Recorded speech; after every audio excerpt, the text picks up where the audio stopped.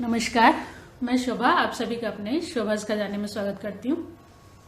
आपने लौकी के कोफ्ते तो बहुत बार खाए होंगे, लेकिन एक बार मेरी तरह से इस तरह से बना करके देखिएगा। मैंने इसमें कुछ न्यू तरह का चेंजेस किए हैं। इसमें इतने अच्छे बन करके तैयार हुए थे ना, और इतने स्वादिष्ट लग रहे थे कि मेरे तो फटाफट बने और फटाफट खत्म भी हो गए। तो इसे आप चाय के साथ भी खा सकते हैं, सॉस के साथ भी खा सकते हैं, और इसके सब्जी भी बना करके खा सकते हैं। तो चलिए बनाना शुरू करते हैं। देखिए, लौकी का कोफ्ता बनाने के लिए मैंने इस तरह से बिल्कुल हल्की पतली लौकी, जो बिल्कुल हमारे यहाँ बोलते हैं बतिया, इसको बोलते हैं, जो नरम वाली होती है ना, वो वाली लौकी हम ले लेंगे और इसको अच्छे से छील करके, देखिए इस तरह से, तो अच्छे से छील करके धो लेंगे। अब इसको हम ग्रेट करेंगे, घिस करके तैयार करेंगे लौकी के कोफ्ते बनाने के लिए। इस तरह के लौकी के कोफ्ते आपने कहीं भी नहीं देखे होंगे यूट्यूब पे, तो एक बार इस तरह जरूर ट्राई कीजिएगा। मैंने भी फर्स्ट टाइम ही ट्राई किया है, लेकिन बहुत अच्छे बने, इतने टेस्टी और इतने नरम बन के तैयार हुए ना कि कोई बता ही नहीं पाएगा कि ये बेसन के लौकी के कोफ्ते नहीं है। देखिए इस तरह से हम मोटा वाला ग्रेटर जो होता है ना, उसी से हम इसको अच्छे से घिस करके तैयार कर लेंगे। देखिए आप देख पा रहे होंगे, इसी तरह के थोड़े मोटे मोटे रेशे रहेंगे तो लौकी का स्वाद बहुत अच्छा आएगा। इस तरह से मैंने पूरी लौकी को घिस करके तैयार कर लिया। अब इसको एक साइड करेंगे।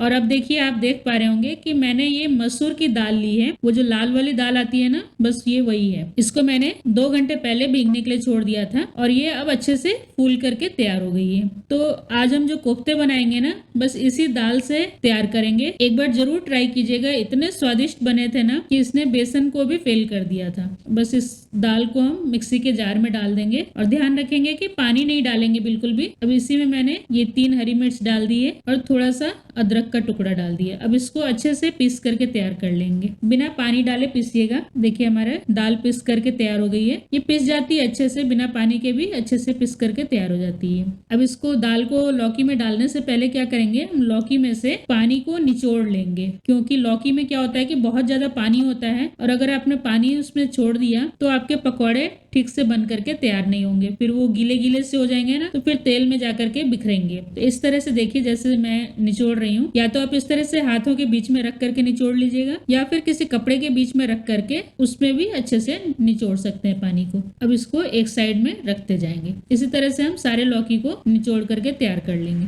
अब देखिए, मैंने पूरी लौकी को अच्छे से पानी निकाल दिया है। अब जो हमने दाल पीस करके तैयार की है ना, वो इस लौकी में डाल देंगे, और इसके साथ ही इसमें थोड़े से हम मसाला डालेंगे। जैसे ये थोड़ी सी हल्दी पाउडर, थोड़ा सा धनिया पाउडर, थोड़ा सा गरम मसाला, और ½ टीस्पून इसमें अजवाइन डाल देंगे। अजवाइन जरूर डालिएगा, बहुत अच्छा स्वाद आता है अजवाइन का। और थोड़ा सा इसमें मैंने 2 चम्मच के करीब चावल का आटा डाला है। इससे क्या होगा ना कि आपके जो पकौड़े बन करके तैयार होंगे लौकी के, वे बहुत ही अच्छे, टेस्टी और कुरकुरे से हल्के से बन करके तैयार होते हैं। तो अब ये क्या है ना कि चम्मच से अच्छे से मिलेंगे नहीं, तो इस समय हम इसको हाथों से अच्छे से मिलाकर तैयार करेंगे। अब देखिए, आपसे बात करते करते मैं इतनी मग्न हो गई कि ध्यान ही नहीं रहा मेरे को कि इसमें नमक भी डालना है। तो थोड़ा सा नमक अपने स्वाद के अनुसार इसमें आप डाल लीजिएगा, और फिर इसको अच्छे से मिक्स कर लीजिएगा। और ये एक अच्छा तरीका भी है, अगर आप लास्ट में नमक डालेंगे ना, तो पानी नहीं छोड़ेगा और अच्छे से पकौड़े बन करके तैयार होंगे। इस तरफ देखिए, मैंने कढ़ाई चढ़ा दिया था, इसमें तेल गर्म होने के लिए चढ़ा दिया था। अब जो हमारा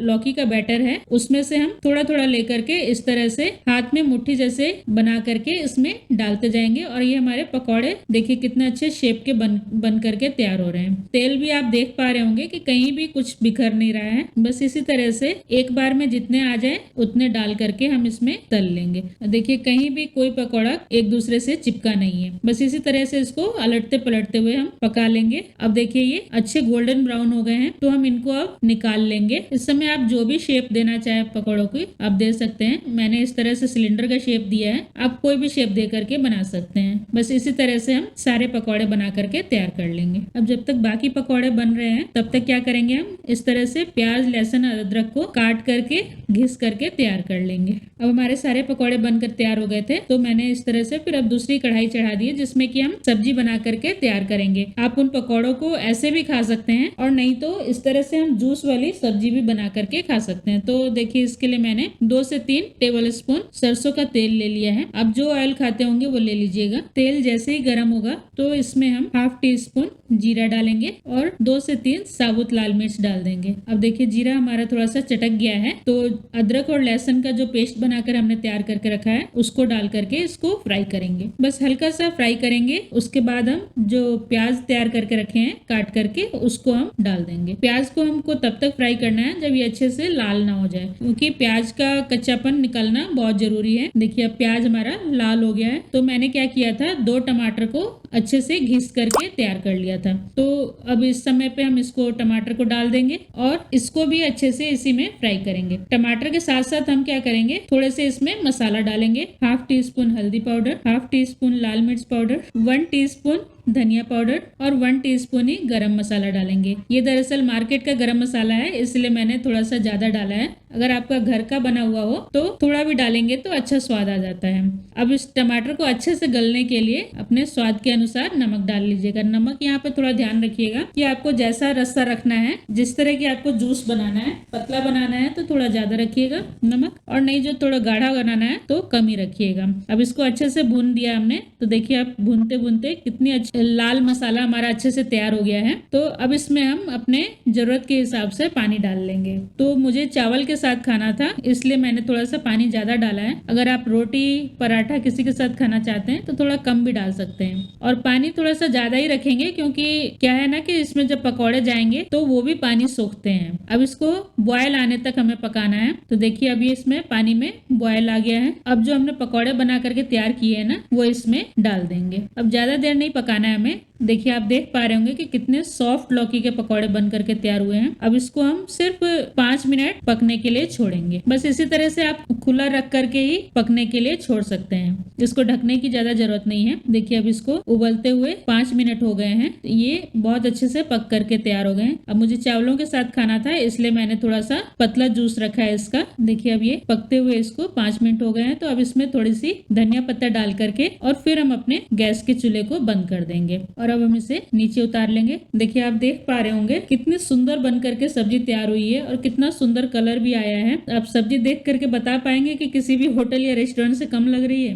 तो इसी तरह से घर पे जरूर ट्राई कीजिए और एक बार इसका स्वाद लेके जरूर देखिएगा। अगर अच्छी लगे सब्जी तो प्लीज मुझे कमेंट सेक्शन में जरूर बताइएगा कि आपको कैसी लगी ये सब्जी। देखिए अब आप देख पा रहे होंगे मैंने गार्निश कर दिया है। उसके बाद आप कहीं से इसको कह सकते हैं कि ये होटल में जैसे आप सर्व करते हैं वो लोग, बिल्कुल वैसी ही सब्जी लग रही है और इतनी सॉफ्ट और इतनी मॉइस्ट बन करके तैयार हुई है ना कि आपके मुंह में जाते ही घुल जाएगी। तो इसको जरूर ट्राई कीजिएगा घर पे और मुझे जरूर बताइएगा कमेंट सेक्शन में कि कैसे बने आपके ये लौकी के कोफ्ते। कुछ कोफ्तों को मैंने देखे इस तरह से गोल गोल बना करके तैयार किए थे और इसको मैंने ऐसे ही रख लिया था क्योंकि बच्चे कह रहे थे नहीं हमें शाम को चाय के साथ खाना है, तो इसको मैंने ऐसे ही रख लिया था। तो अब इस तरह से आप दोनों तरह से इसको खा सकते हैं। तो इस तरह से जरूर ट्राई कीजिएगा और मुझे जरूर बताइएगा और अच्छा लगे तो प्लीज मेरे चैनल को लाइक शेयर और सब्सक्राइब जरूर कीजिएगा। धन्यवाद।